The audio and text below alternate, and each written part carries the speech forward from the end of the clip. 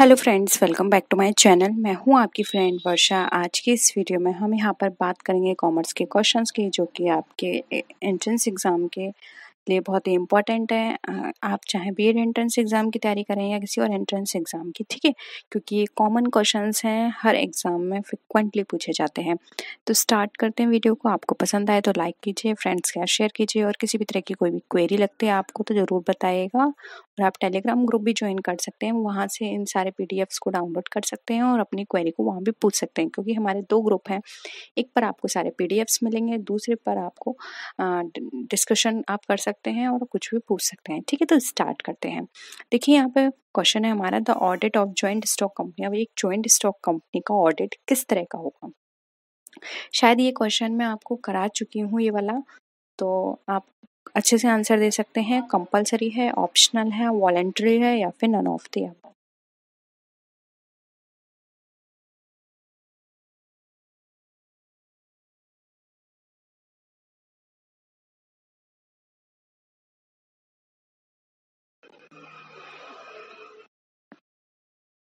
बताइए क्या लगता है आपको इसका आंसर? देखिए इसका आंसर होगा कंपलसरी, क्योंकि जॉइंट स्टॉक कंपनी के अंदर इन्वेस्टर्स का पैसा लगा होता है, आउटसाइड इन्वेस्टर का, ठीक है, यानी कि पब्लिक का। और पब्लिक का पैसा लगा है, इसलिए गवर्नमेंट कंसर्न होती है पब्लिक के लिए। तो यहाँ पर कंपलसरी ऑडिट होना चाहिए, जिससे कि उनको ट्रू पिक्चर पता चले कि उनका जो पैसा वो लोग यहाँ इन्वेस्ट कर रहे हैं, तो फर्दर कंपनी उसको कहाँ कहाँ इन्वेस्ट करे, किस तरह से काम कर रही है, ठीक है।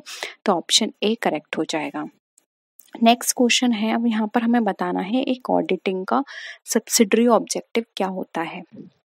डिटेक्शन करना है या प्रिवेंशन करना है एरर को, डिटेक्शन या प्रिवेंशन करना फ्रॉड को, या फिर दोनों ही काम करने, या फिर नन ऑफ द अबव। इसके साथ ही साथ अगर आपको इसका प्राइमरी ऑब्जेक्टिव भी पता है तो वो भी बताइए।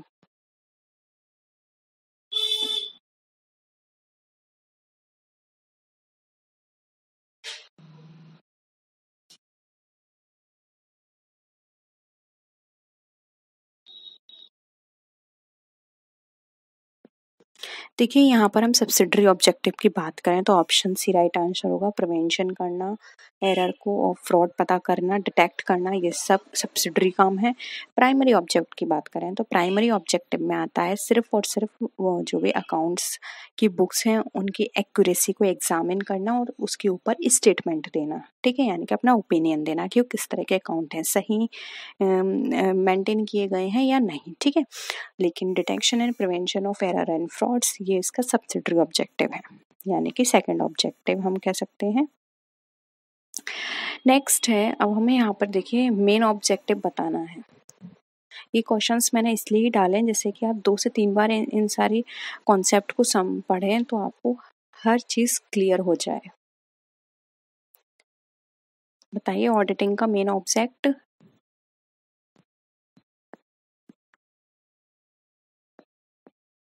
देखिए ऑप्शन ए हो जाएगा। जो भी अकाउंट्स हैं उन जो भी स्टेटमेंट ऑफ अकाउंट्स हैं उनको वेरीफाई करना, चेक करना, ओपिनियन देना, ये इसका मेन ऑब्जेक्टिव है, ठीक है। ये इनके सेकेंडरी ऑब्जेक्टिव में आता है। नेक्स्ट है, हमें बताना है प्राइमरी ऑब्जेक्टिव। देखिए कितनी बार क्वेश्चन ये घुमा फिरा के पूछा गया है। बताइए क्या होगा आंसर। देखिए यहाँ पे प्राइमरी ऑब्जेक्टिव की बात की जा रही है एक ऑडिटिंग की, तो प्राइमरी ऑब्जेक्टिव वही है जितने भी बुक्स ऑफ अकाउंट्स हैं उनको चेक करना, एक्यूरेसी देखना, एग्जामिन करना और साथ ही साथ उनके ऊपर अपनी ओपिनियन देना, ठीक है, कि वो सही तरह से सारी चीज़ों को रिकॉर्ड कर रहे हैं या नहीं। ट्रू पिक्चर को राइट करना, ऑप्शन डी यहाँ पे करेक्ट है। अब यहाँ पर देखिए, अब आपको और अच्छे से क्लियर हो जाएगा। यहाँ पे सिर्फ ऑब्जेक्टिव पूछा है, अब क्या आंसर करेंगे आप?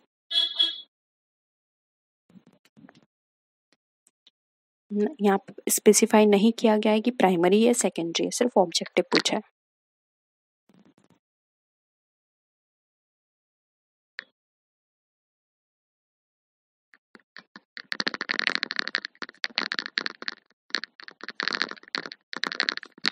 देखिए यहाँ पे आंसर हो जाएगा D, all of the above, क्योंकि ऑब्जेक्टिव में प्राइमरी भी आएगा और सेकेंडरी भी। तो डिटेक्ट करना फ्रॉड को, एरर क्लरिकल एरर पता करना, या जो भी प्रिंसिपल्स हैं उनको डिटेक्ट करना, ये सब काम अब ऑडिटिंग के अंदर आएगा। यानी कि ईच एंड एवरीथिंग वो देखेंगे कि आपने रूल सही से फॉलो किए हैं या नहीं, रिकॉर्ड सही से किया है या नहीं, प्रॉपर बुक्स आपने मेंटेन करी है या नहीं, सब चीज़ें इसके अंदर आएंगी।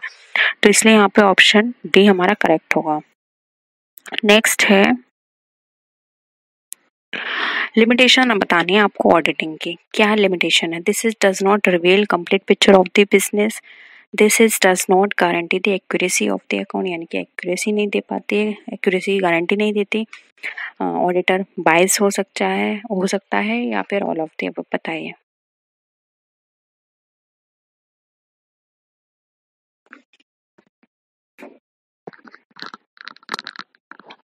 बताइए क्या होगा आंसर।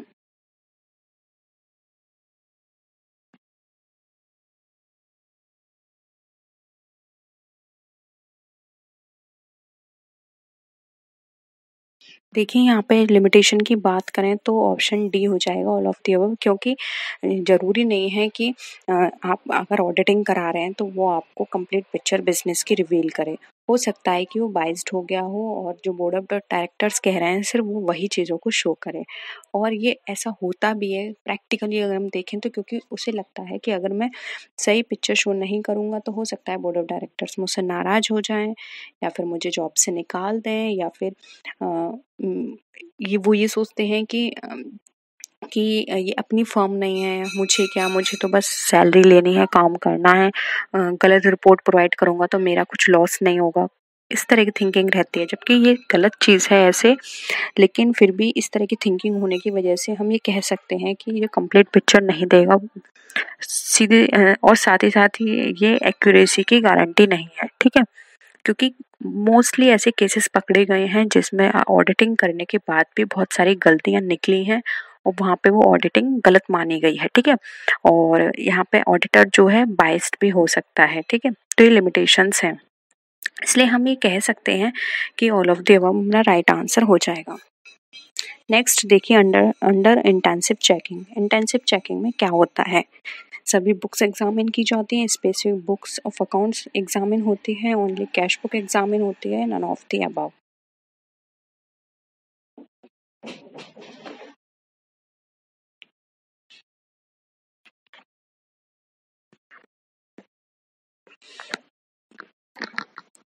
क्या होगा इसका आंसर।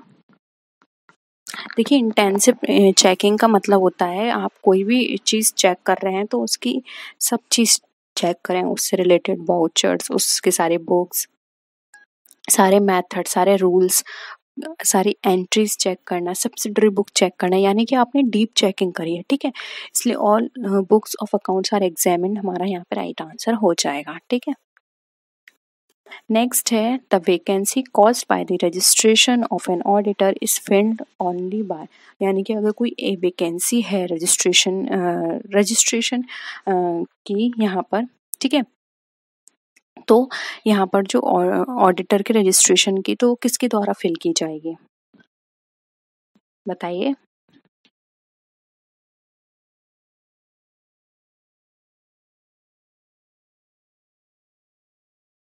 राइट आंसर हो जाएगा B, the board of director. Board of director इस जो भी वैकेंसी है इसको फिल करने की कोशिश करेंगे और ये वैकेंसी फिल की जाएगी बोर्ड ऑफ डायरेक्टर्स के द्वारा। ठीक है, तो ऑप्शन बी यहाँ पे हमारा करेक्ट है।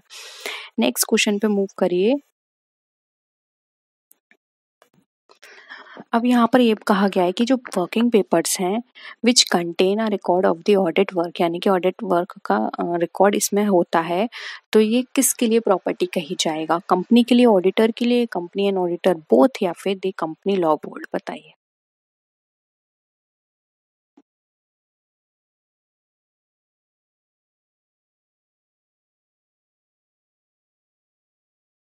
क्या होगा आंसर। देखिए, राइट आंसर हो जाएगा बी, ऑडिटर। देखिए, कंपनी का क्यों नहीं होगा, क्योंकि देखिए ये यहाँ पे वर्किंग पेपर्स क्यों प्रिपेयर किए जाते हैं, जिससे कि फॉर एग्जांपल उसने कोई भी चीज़, कोई भी रिकॉर्ड या कोई भी ट्रांजैक्शन चेक किया है तो उस पर वर्किंग पेपर्स बनाए जाते हैं और फिर बाद में इन सारे वर्किंग पेपर्स की एक समरी प्रिपेयर की जाती है जिसको हम ऑडिट रिपोर्ट बोलते हैं। ठीक है, तो एक ऑडिटर के लिए ये असेट हुआ, क्योंकि वर्किंग पेपर से कंपनी को कोई लेना देना नहीं है, उन्हें तो एट लास्ट एक ऑडिट रिपोर्ट चाहिए। और ऑडिट रिपोर्ट हमारी बनती है वर्किंग पेपर्स की हेल्प से। तो वर्किंग पेपर सिर्फ और सिर्फ ऑडिटर के लिए प्रॉपर्टी है, कंपनी के लिए प्रॉपर्टी होगी उसकी ऑडिट रिपोर्ट, ठीक है। और ऑडिटर को ऑडिट रिपोर्ट बनाने में हेल्प करेंगे वर्किंग पेपर्स, इसलिए ये इसके लिए असेट्स का काम करेगा, ठीक है। तो ऑप्शन बी करेक्ट है। नेक्स्ट है, अब हमको बताना है एक गुड सिस्टम, इंटरनल चेक का जो गुड सिस्टम है उसकी एग्जिस्टेंस हमारे लिए सबसे ज़्यादा क्या रिड्यूस करेगी, क्या कम करेगा। अगर एक अच्छा हमारे पास अच्छा सिस्टम होगा इंटरनल चेकिंग का, ऑडिटर का काम कम करेगी, लाइबिलिटी ऑडिटर की कम करेगी, neither the work not the liability, या फिर both the work and the liability of the auditor. बताइए।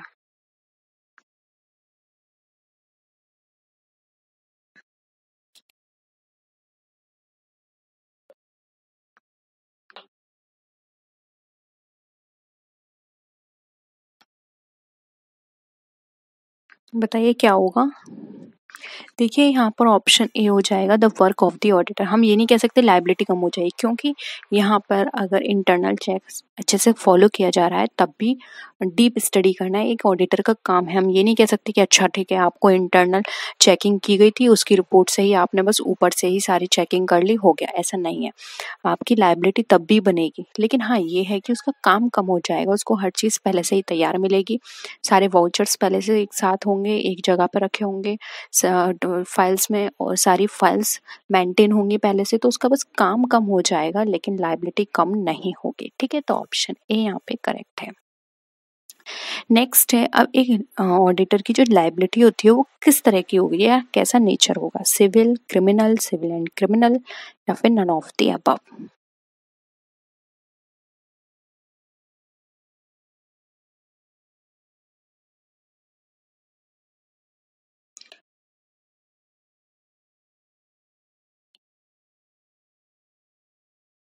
कैसा होगा, सी ऑप्शन यहाँ पे करेक्ट है हमारा, सिविल और क्रिमिनल। सिविल का मतलब यहाँ पर ये है कि उसे बाइस्ड नहीं होना है, ठीक है। क्रिमिनल का मतलब यहाँ पर ये है कि जो भी उसे ड्यूटी दी गई है उसे ऑनेस्टी से करना है, ऐसा नहीं है कि उसने कोई भी काम अच्छे से नहीं किया या फिर ठीक से उसने चेकिंग नहीं की, बस उसने ऐसे ही रिपोर्ट बना के दे दी, ठीक है। तो सिविल और क्रिमिनल दोनों ही उसकी लाइबिलिटी होंगी। नेक्स्ट है कैपिटल अकाउंट। अब आपको बताना है जो कैपिटल अकाउंट है वो किस तरह का अकाउंट है, रियल है, जर्नल है, पर्सनल है, या फिर none of this.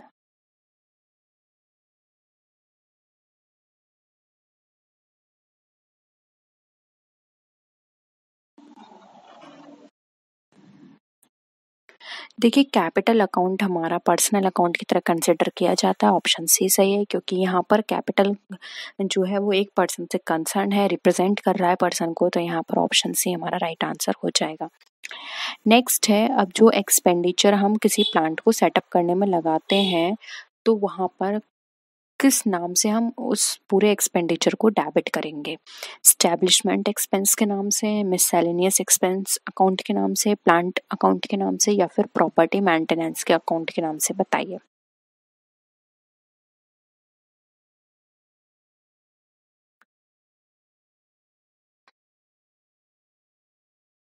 Please like भी कर दीजिए और अपने फ्रेंड्स के साथ भी शेयर कर दीजिए, जिससे कि वो लोग ज़्यादा से ज़्यादा लोग इस वीडियो को देखें। देखिए राइट आंसर हो जाएगा सी, क्योंकि आप सबको पता है जब भी हम कोई प्लांट लगाते हैं या प्लांट परचेस करते हैं तो उसकी सेटिंग में जो भी एक्सपेंसेस आते हैं वो सब प्लांट में ही इंक्लूड करके दिखाए जाते हैं, इसलिए यहाँ पे प्लांट की बात की जा रही है, तो प्लांट अकाउंट हमारा राइट आंसर हो जाएगा, ठीक है। नेक्स्ट है, अब कोई अनपेड एक्सपेंस है तो वो किस तरह का अकाउंट होगा या किस तरह से अकाउंट नेचर क्या होगा उसका, income and expenditure account, personal account, real account, या फिर नन ऑफ दीज।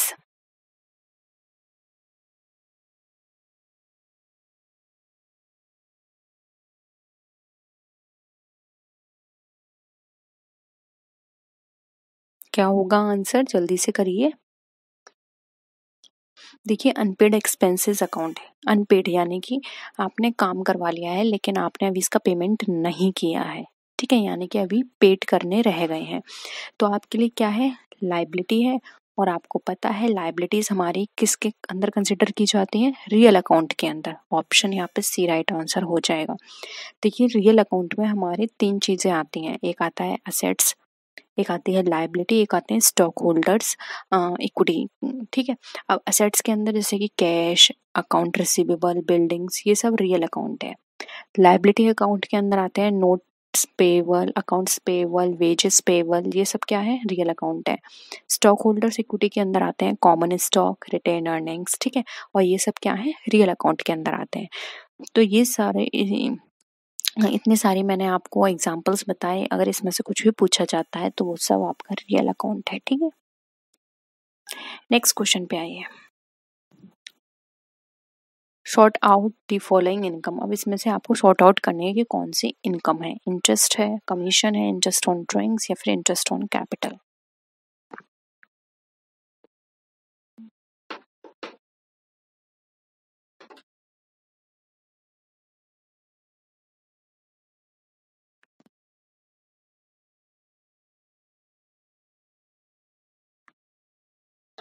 क्या होगा, ये हो जाएगा बी, क्योंकि यहाँ पर हम इसको ये सोच के चलेंगे कि ये हमारा कमीशन जो है वो रिसीव्ड है। ठीक है, जब तक पेमेंट यहाँ पर नहीं लिखा हो। इंटरेस्ट ये हमारा एक्सपेंस है, ये भी हमारा एक्सपेंस है, और इंटरेस्ट पेबल, इंटरेस्ट हमेशा पेबल एंड कमीशन रिसीव्ड ये माना जाता है जब तक हमारा वहाँ पे कुछ भी मेंशन ना किया हो। ठीक है, तो ऑप्शन बी यहाँ पे करेक्ट हो जाएगा।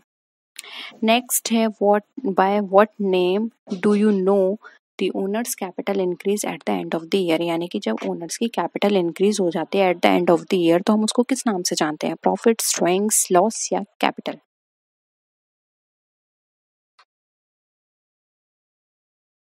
क्या होगा,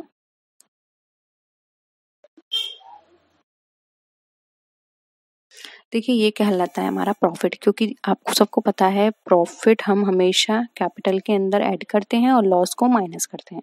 तो यहाँ पे कैपिटल इंक्रीज हो रही है, इट मीन्स प्रॉफिट है। ठीक है, नेक्स्ट है स्टेट द फॉलोइंग एक्सपेंसेस। अब इसमें से हमें एक्सपेंस बताने हैं, बिल्डिंग, बैंक्स लोन, इन्वेस्टमेंट या फिर सैलरी।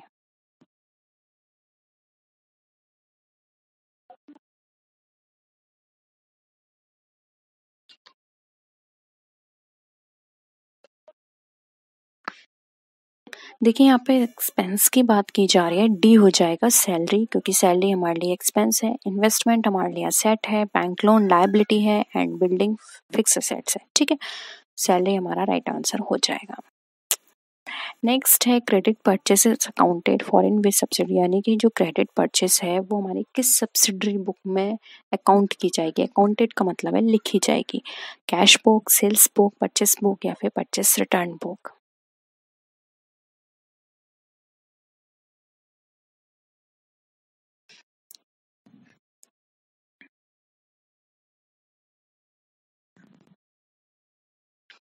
देखिए यहाँ पे क्रेडिट परचेस की बात है तो परचेस बुक में आएगी। ठीक है, नेक्स्ट है proprietary audit is normally undertaken in case of. अब प्रोप्राइटरी ऑडिट जो है वो नॉर्मली हम बनाते हैं किस केस में, जॉइंट स्टॉक कंपनी में, गवर्नमेंट कंपनी में, स्टैट्यूटरी कंपनी में या गवर्नमेंट डिपार्टमेंट में, बताइए।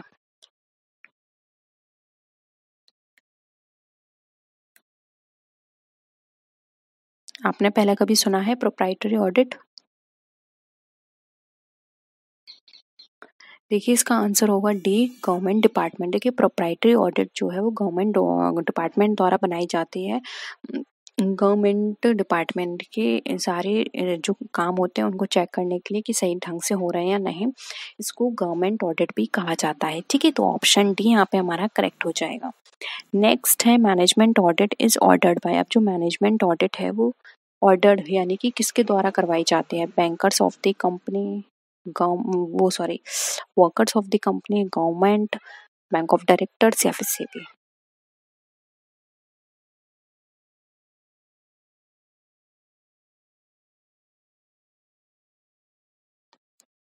क्या हो जाएगा, यहाँ पे सी हो जाएगा बैंक ऑफ डायरेक्टर्स के द्वारा, क्योंकि मैनेजमेंट ऑडिट के अंदर मैनेजमेंट के रिगार्डिंग जितने भी एलिमेंट्स हैं, planning, organizing, staffing, directing, controlling, इन सबको चेक किया जाता है।